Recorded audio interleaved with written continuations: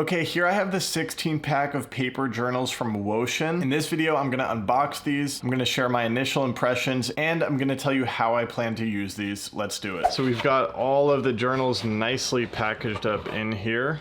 Okay, so we've got 16 of these journals. They each have 60 pages. There are 30 of these pages, but that means you have 60 total pages to write on because on each page you have 2 sides. So 30 physical pages, 60 sides to write on.